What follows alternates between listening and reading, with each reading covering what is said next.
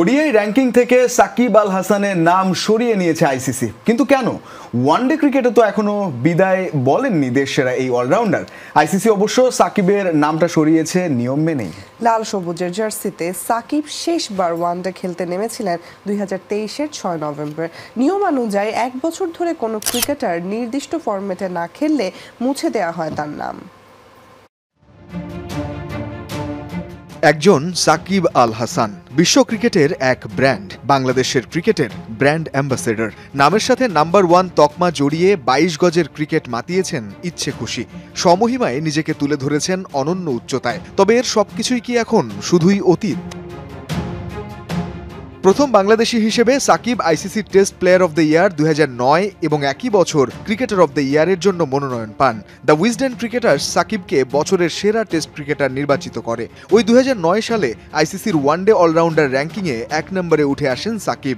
সবচেয়ে বেশি সময় ধরে এই তালিকার শীর্ষে থাকার রেকর্ড গড়ে সাকিব হয়ে ওঠেন বিশ্বসেরা।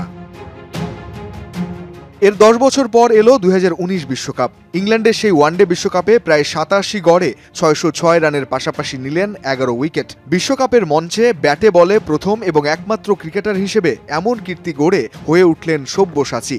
সাকিব তখন বাংলাদেশের জান, বাংলাদেশের প্রাণ। ক্রিকেটের যে কোনো ফরম্যাটের অলরাউন্ডার র্যাঙ্কিংয়ের তালিকায় তাকালে লাল সবুজের পতাকাটা অন্তত দেখা যেত সাকিবের কল্যাণেই।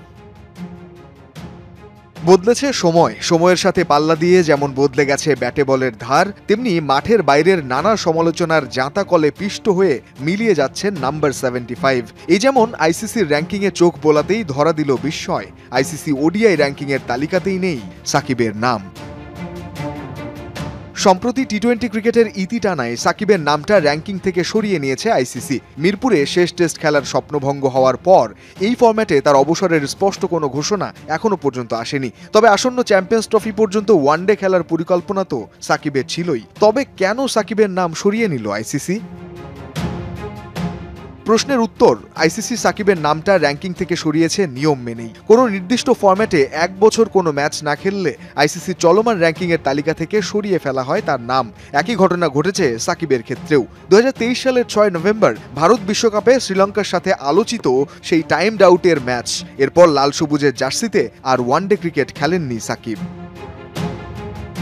সাকিব অবশ্য একটি ম্যাচ খেললেই আবারও ঢুকে পড়বেন আইসিসির র্যাঙ্কিংয়ে। তবে রাজনৈতিক দোলাচলের পর দক্ষিণ আফ্রিকা, আফগানিস্তান আর উইন্ডিজ সিরিজেও দেখা নেই সাকিবের। তাই উঠছে আবারও সেই প্রশ্ন, সাকিবের গেছে যে দিন একেবারেই কি গেছে?